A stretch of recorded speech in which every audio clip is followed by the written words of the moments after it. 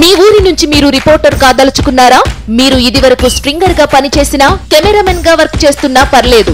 Freelancer గా పనిచేసే chance. రాజకీయాల నుంచి సినిమాల దాకా, లైఫ్ స్టైల్ నుంచి పర్యాటకం వరకు ఎక్కడి నుంచైనా ఏ వార్త అయినా సరే కవర్ చేయవచ్చు. వార్త కొట్టు, క్యాష్ పట్టు. ఆసక్తి గలవారు 9032555277 కి కాల్ లేదా వాట్సాప్ చేయండి. ఎందుకు ఈ విషయాన్ని గోప్యంగా ఈ రాష్ట్ర ప్రభుత్వం ఉంచదలుచుకున్నది? రాష్ట్ర ప్రభుత్వం అంటే ఇక్కడ రాష్ట్ర ప్రభుత్వంలో మంత్రిగా బాధ్యత నిర్వర్తిస్తున్నటువంటి మంత్రి గారు, ఆయన శాఖనే ఇది. ఈ శాఖ ఎక్సైజ్ శాఖ స్వయాన మరి ఇక్కడ మంత్రి గారి ఇక శాసనసభ్యుని దగ్గరనే ఉన్నది. మహబూబ్నగర్ శాసనసభ్యుని దగ్గరనే ఈ మంత్రి గారి దగ్గరనే ఎక్సైజ్ శాఖ ఉంది. మరి వారి దగ్గర ఈ శాఖ ఉన్నప్పటికీ కూడా ఇక్కడ కల్తీ కళ్ళు దాగి ఇద్దరు చచ్చిపోయిందంటే ఈ పరిస్థితిలో ఈనాడు ఒకప్పుడు చాలా చూసుకోవడం కల్తీ కళ్ళు కేసులు. ఈరోజు మొత్తం తాండాలలో బట్టీలు బంద్ చేయించి కంప్లీట్గా, ఎందుకంటే దాని నుంచి ప్రాణాలు పోగొట్టుకోవద్దని, కల్తీ అని రకరకాలుగా చెప్పి ఈరోజు కల్తీ కళ్ళుని ప్రోత్సహిస్తున్నారా? మరి మంత్రి గారు ఇప్పటిదాకా దానిపైన స్పందించకపోవడానికి కారణం ఏంటి? ఈ రోజు వరకు ఆసుపత్రిలో ఉన్నటువంటి ఆ కల్తీ కళ్ళు తాగినటువంటి వాళ్ళు ఎవరైతే ఆసుపత్రిలో చికిత్స పొందుతున్నారో వాళ్ళని పలకరించకపోవడానికి కారణాలు ఏంటి? ఆసుపత్రిలో మీడియా వాళ్ళని అంటే మీడియాని అనుమతించకపోవడానికి కారణాలు ఏంటి? అంటే ఇవన్నీ చూస్తే ఈ విషయాన్ని నొక్కి పెట్టాలా? ఈ విషయాన్ని కల్తీ కళ్ళు విషయాన్ని బయటికి రానియకూడదు. దీన్ని ఇంకేదో కేసుగా టర్న్ చేయాలా? ఇది కల్తీ కళ్ళు కాదు, ఎవరో చెప్తుండే కల్తీ కళ్ళు కాదు వడదెబ్బలు అంటాను. అంటే ఎందుకు ఈ విధమైనటువంటి తప్పుడు? ఒకవేళ తప్పు జరిగింటే అవును కల్తీ కళ్ళు ద్వారా తగ్గించే ఆ కల్తీ కళ్ళుని నేను కంట్రోల్ చేస్తా, అటువంటి వారిపైన చర్యలు తీసుకుంటున్నటువంటి మాట ఎందుకు మాట్లాడతలేరు? దాంట్లో మంత్రి గారికి ఉన్నటువంటి పాత్ర ఏంది? మరి కల్తీ కళ్ళు దాగి చనిపోయినటువంటి కుటుంబాలకు వీళ్ళు ఏం సమాధానం చెప్తారు? ఏ విధంగా ఈ రాష్ట్ర ప్రభుత్వం వాళ్ళని ఆదుకుంటుంది? ఆసుపత్రి పాలైనటువంటి వాళ్ళ పరిస్థితి ఏంది?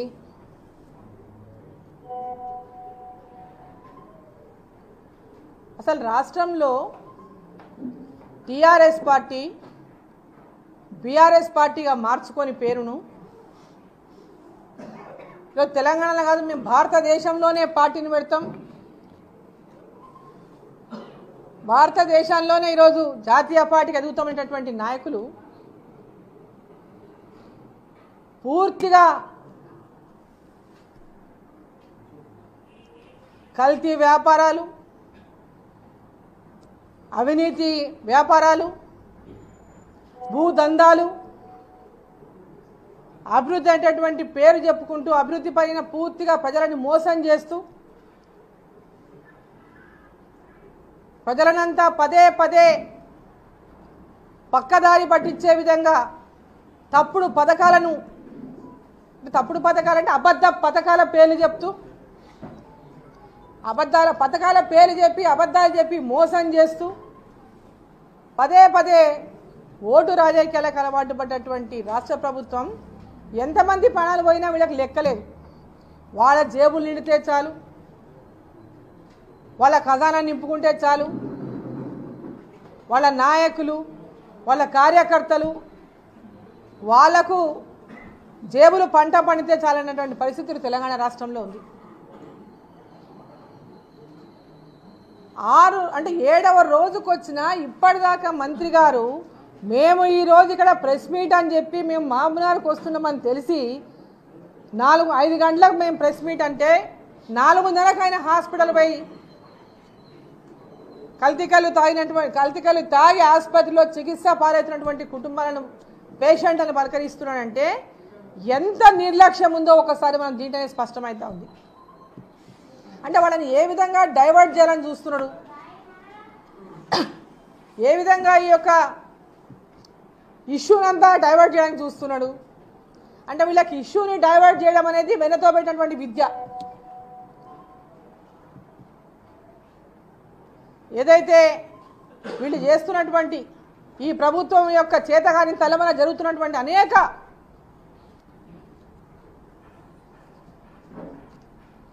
అనేక ఇష్యూస్ ఏవైతే ఉన్నాయో ఈరోజు దాంట్లో ఆ ఇష్యూస్ని పక్కదారి మళ్ళించాలంటే ఎట్లా మళ్ళించాలి, దాంట్లో ప్రావీణ్యం పొందింది బీఆర్ఎస్ పార్టీ. టీఎస్పీఎస్సీ ఎగ్జామ్లో లీక్ అయినటువంటి పేపర్లను అన్నిటి విషయం మనం చూసినాం. అది ఎంత పెద్ద సీరియస్ విషయం అంటే టీఎస్పీఎస్సీ పరీక్షా పత్రాలు లీక్ అవ్వడం అంటే 9 ఏళ్లుగా ఎదురు చూస్తున్నటువంటి నిరుద్యోగ యువత, ఉద్యోగాల కోసం 9 ఏళ్లుగా ఎదురు చూస్తున్న నిరుద్యోగ యువతకు ఈరోజు టీఎస్పీఎస్సీ ఎగ్జామ్ పేపర్లు కూడా అమ్ముకునే స్థితికి రాష్ట్ర ప్రభుత్వం వచ్చిందంటే వాళ్ళకు కావాల్సిన వాళ్ళకే ఉద్యోగాలు ఇప్పించినటువంటి విధంగా ఆ ప్రశ్నపత్రాలు లీక్ చేసుకున్నారని అంటే ఎంత చిల్లర రాజకీయం ఈ రాష్ట్ర ప్రభుత్వం బీఆర్ఎస్ ప్రభుత్వం చేస్తూ ఉందో దీంట్లో స్పష్టంగా అర్థం చేసుకోవాల్సినటువంటి అవసరం ఉంది. ఇప్పటిదాకా టీఎస్పీఎస్సీ వ్యవహారంలో నోరిపనటువంటి మంత్రులు ఎవరు బయటకు వచ్చి ఒక్కనాడు మాట్లాడలేదు. టీఎస్పీఎస్సీ ఎగ్జామ్స్ ప్రశ్నపత్రాల లీక్ వ్యవహారంలో కేటీఆర్ఏ రోజు వరులుతున్నాడు తప్పితే ఏ మంత్రి బయటకు వచ్చి మాట్లాడలేదు. కేటీఆర్ తప్పు కప్పిపుచ్చుకోవడానికి రోజు భారతీయ జనతా పార్టీని అరుస్తున్నాడు, తిడుతున్నాడు, మాట్లాడుతున్నాడు, నోటి దురదంతా తీర్చుకుంటున్నాడు భారతీయ జనతా పార్టీ మీద. 10th క్లాస్ పేపర్ లీక్ అయింది, పేపర్లో వాట్సాప్లో వచ్చిన దాని మీదేమో కేసు, మరి మా పార్టీ అధ్యక్షునికి జైలు, రిమాండు. అంటే వీళ్ళ యొక్క చిత్తశుద్ధి ఏ విధంగా ఉందో ఒకసారి తెలంగాణ ప్రజలు అర్థం చేసుకోవాల్సినటువంటి అవసరం ఉన్నది. 30 లక్షల మంది నిరుద్యోగ యువకులు పరీక్షలు రాస్తే 30 లక్షల మంది పిల్లలు లక్షల రూపాయలు ఖర్చు పెట్టుకొని టీఎస్పీఎస్సీలో పడినటువంటి నోటిఫికేషన్లో ఎగ్జామ్స్కి ప్రిపేర్ కావడానికి లక్షల రూపాయలు ఖర్చు పెట్టుకుంటే వారిపైన కొంచెం కూడా మానవతా హృదయం కానీ, అయ్యో ఇంతమంది పిల్లలు ఇంతకాలం చదివినరే, ఇంతకాలం ఎదురు చూసిండే పరీక్షల కోసం, వాళ్ళ భవిష్యత్తునంతా మేము పాడు చేసినాము అనేటటువంటి గిల్టీ ఫీలింగ్ను వదిలి లేకుండా, సిగ్గు లేకుండా దాన్ని తప్పుదారే పట్టేటువంటి ప్రయత్నం చేస్తున్నది ఈ రాష్ట్ర ప్రభుత్వం, బీఆర్ఎస్ ప్రభుత్వం. ఇక్కడ కల్తీ కళ్ళు దాగి చనిపోయినా దాన్ని పక్కదారి పట్టియాలి, వడదెబ్బ కేసులు అని చెప్పి పక్కదారి పట్టియాలి. మీరు ఎందుకు మీడియాని అలో చేయడానికి వాళ్ళకు ఉన్నటువంటి అభ్యంతరం ఏంది? డాక్టర్లు కానీ అక్కడ ఉన్నటువంటి వైద్య అధికారులు కానీ వాస్తవాలు చెబితే ఎంబడే వాళ్ళ వీడియోలని, వాళ్ళు మాట్లాడిన వీడియోలను కూడా తీసేయమని అంటే మీడియా పైన ఒత్తిడి. ఎవరైతే మీడియా ప్రతినిధుల దగ్గర వాళ్ళు వాపోయినరో, ఎవరైతే మీడియా మిత్రుల దగ్గర కేసుల కల్తీకల విషయం గురించి మాట్లాడినరో వారికి బెదిరింపులు, వాళ్ళని బెదిరింపులకు గురి చేసి అధికారుల మీద బెదిరింపులు, మీడియా ప్రతినిధుల మీద బెదిరింపులు. అంటే ఎందుకు అవసరం వచ్చింది అని చెప్పి అడుగుతా ఉన్నా నేను. ఏం అవసరం వచ్చిందని చెప్పి నేను ప్రశ్నిస్తూ ఉన్నా. నిజంగా వడదెబ్బనే ఉంటే ఎందుకు పోనీయారు ఆసుపత్రిలో? ఎంతోమంది వివిధ అంటే ఎన్నో రకాలైనటువంటి అనారోగ్యంతో ఆసుపత్రికి వస్తుంటారు. మరి మీరు ఆ మీడియాని అలో చేస్తే వారికి వాస్తవాలు తెలిసేవి కదా. మీరు దాచిపెట్టాలనుకున్నటువంటి విషయాలు ఏంటి? ఇక్కడ ఉన్నటువంటి మంత్రి గారు జవాబు ఇవ్వాలి. ఆయన శాఖలో, ఆయన నియోజకవర్గంలో, జిల్లా కేంద్రంలో కల్తీ కళ్ళు వ్యాపారం నడుస్తుంది. ఆ కల్తీ కళ్ళులో ప్రాణాలు పోగొట్టుకుంటున్న ప్రజలు అంటే ఈ ప్రభుత్వం యొక్క వైఫల్యమా కాదా అని చెప్పి ఈ సందర్భంగా నేను ప్రశ్నిస్తా ఉన్నా. ఆ మంత్రి గారి యొక్క వైఫల్యమా కాదా అని చెప్పి నేను ప్రశ్నిస్తా ఉన్నా. మీకు పాలించే చేతగాక, పరిపాలన చేసే శక్తి లేక ఈ రాష్ట్రాన్ని పూర్తిగా అభివృద్ధిలో కుంటుపడేసి, అభివృద్ధి అంటే కేవలం బీఆర్ఎస్ పార్టీ నాయకుల అభివృద్ధి జరిగింది తెలంగాణ రాష్ట్రంలో. బీఆర్ఎస్ పార్టీ నాయకుల యొక్క పెద్ద ఎత్తున అభివృద్ధి వాళ్ళు అభివృద్ధి పొందింది కానీ నియోజకవర్గాల అభివృద్ధి చెందలేదు, నియోజకవర్గాల ప్రజలకు అభివృద్ధి చెందలేదు. ఇక్కడ వచ్చినటువంటి అభివృద్ధి అంతా కూడా కేంద్ర ప్రభుత్వంలో నరేంద్ర మోదీ గారి నాయకత్వాన కేంద్ర ప్రభుత్వం నిధులతోనే ఇక్కడ అభివృద్ధి జరిగింది తప్ప రాష్ట్ర ప్రభుత్వం నిధులతోనే కాదన్న విషయం అందరం మనం తెలుసుకోవాలని చెప్పి ఈ సందర్భంగా నేను తెలియజేస్తా ఉన్నా. మంత్రి గారు ఎన్నో రకాలుగా దీన్ని తప్పుదారి పట్టించేటటువంటి ప్రయత్నం చేస్తూ ఉన్నారు. డెవలప్మెంట్ విషయంలో కూడా కేంద్ర ప్రభుత్వం ఇచ్చిన నిధులతో జరుగుతున్న అభివృద్ధి దగ్గర కూడా ఏదో పాపం వాళ్ళు చేయిస్తున్నట్టు, ఆడపై మేమే చేయిస్తున్నాము, తనే చేయిస్తున్నట్టుగా ఫోటోలకు పోజులు ఇవ్వడము, ప్రచారం చేసుకోవడము. అయ్యా మీ స్థానికంగా మీకు ప్రోటోకాల్ ఉంది, శాసనసభ్యులుగా ఉన్నారు, ఇది కేంద్ర ప్రభుత్వం నుంచి వచ్చిన నిధులని చెప్పడంలో మీకున్న అభ్యంతరం ఏంది? కేంద్ర ప్రభుత్వం ఇచ్చింది ఈ నిధులు, ఈ యొక్క డెవలప్మెంట్ కేంద్ర ప్రభుత్వం జరుగుతుంది అని చెప్పడం ద్వారా మీకు వస్తున్నటువంటి ఇబ్బందులేంది? అంటే మీరు చేస్తే అని ఏవి చేసినా కేసీఆర్ పేరు గొప్ప చెప్పుకొని కేంద్ర ప్రభుత్వం నరేంద్ర మోదీ ఇచ్చిన నిధులన్నింటినీ కూడా మీ నిధులుగా చెప్పుకొని మీరు చేసినట్టు చెప్పుకొని అభివృద్ధి అంతా మీరే చేసినట్టు చెప్పుకొని భారతీయ జనతా పార్టీని, కేంద్ర ప్రభుత్వాన్ని, నరేంద్ర మోదీ గారిని పదే పదే మీరు నిధులు ఇస్తలేదని ఒక పక్క, వివక్ష చూపిస్తున్నారని ఒక పక్క, అబద్ధాలు చెప్పి ఎందుకు బద్నాం చేయాలని చూస్తున్నారు? ఎందుకు భారతీయ జనతా పార్టీని చూస్తే మీకు అంత బుగులు పుడుతున్నది?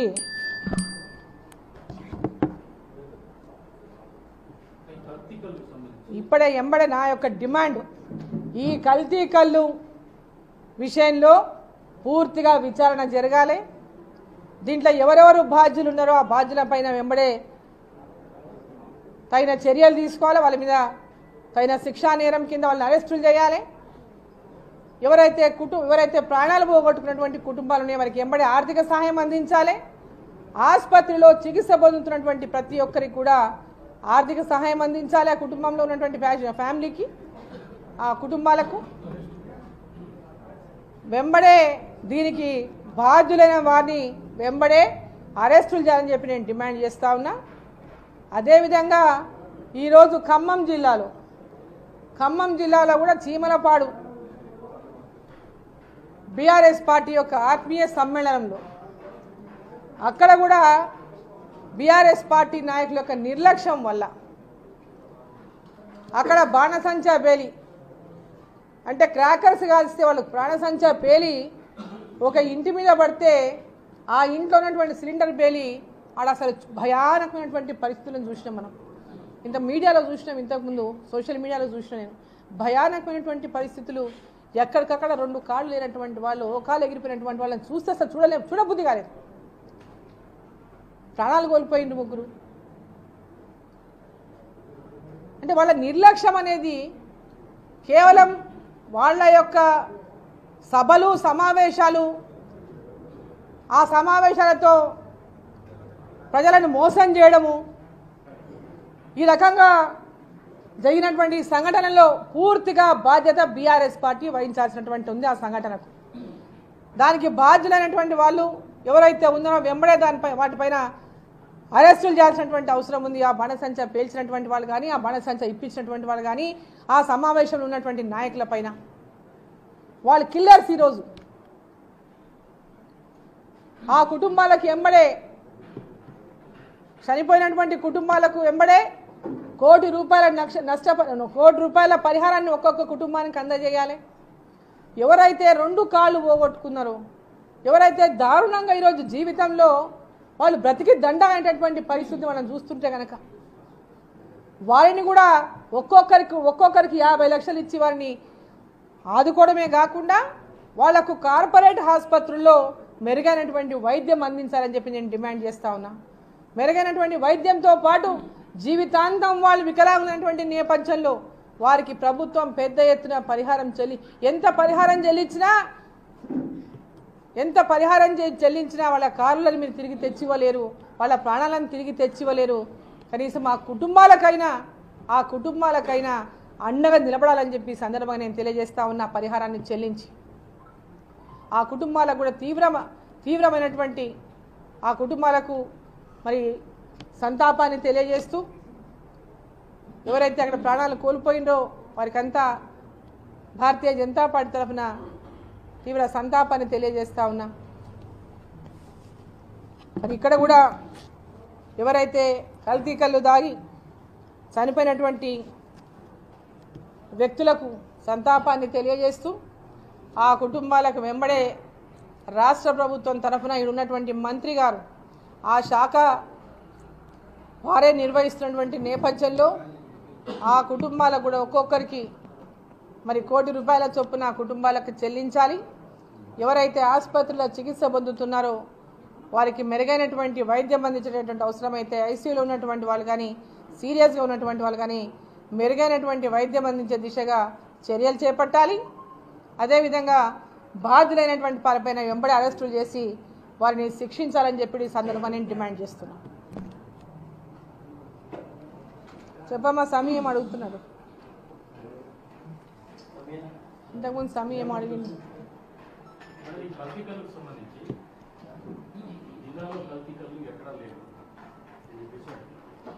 జిల్లాలో కల్తీ కళ్ళు ఎక్కడా లేదనేటటువంటి మాట పచ్చి అబద్ధం.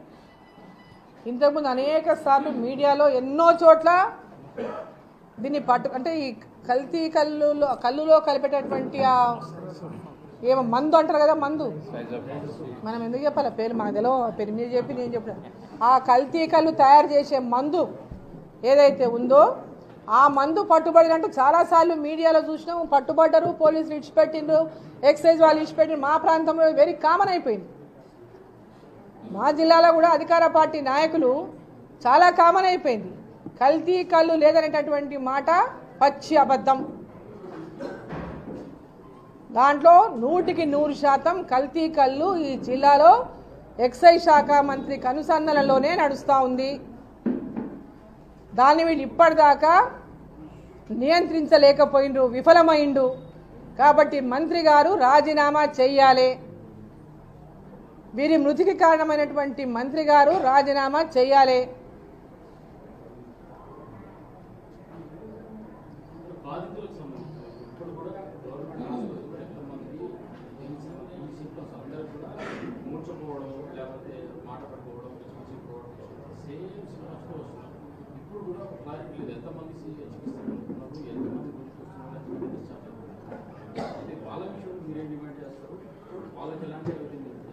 ఖచ్చితంగా దీని మీద ఎక్సైజ్ శాఖ మంత్రి గారిదే బాధ్యత.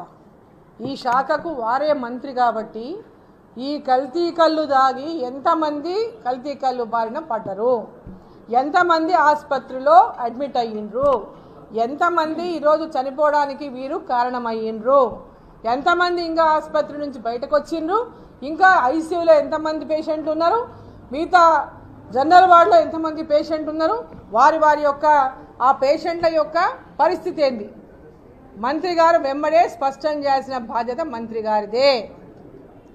వారే ఆ శాఖకు మంత్రి కాబట్టి వారి బాధ్యత, వారు పూర్తిగా విషయాలను బయట పెట్టాల్సిందిగా మేము డిమాండ్ చేస్తూ ఉన్నాము. జిల్లాలో కల్తీ కళ్ళు ఏరులై పారుతా ఉంది. బీఆర్ఎస్ నాయకులకు, బీఆర్ఎస్ పార్టీ నాయకులకు అదొక పెద్ద ఎత్తున అదొక పెద్ద ఆదాయంగా మారిపోయింది. కాబట్టి దాని విషయాలన్నీ లేదు అని వాళ్ళు మాటలు చెప్తే కదా, ఇంత కళ్ళ ముందర కనిపిస్తుంటే లేదనేటటువంటి మాట చెప్తే అది కదా ఇంతకంటే అబద్ధం ఇంకేముంది చెప్పండి. కళ్ళ ముందర కనిపిస్తూ ఉంటే కూడా లేదనేటటువంటి మాట చెప్తుందనంటే వీళ్ళు ఎంత పచ్చి అబద్ధపు కోరులో ఇక్కడనే అర్థమవుతాం. హాయ్ ఫ్రెండ్స్, మా టుడే టుమారో యూట్యూబ్ ఛానల్ చూస్తున్నందుకు చాలా థ్యాంక్స్. మరిన్ని లేటెస్ట్ వీడియోస్ కోసం వెంటనే సబ్స్క్రైబ్ చేయండి. అలాగే ఈ బెల్ ని కూడా రింగ్ చేసేయండి. మా నోటిఫికేషన్స్ అన్ని మీ మొబైల్లో వస్తాయి. అలాగే మా వీడియోస్ మీకు నచ్చితే లైక్ చేయండి, షేర్ చేయండి, నచ్చకపోతే కామెంట్ చేయండి.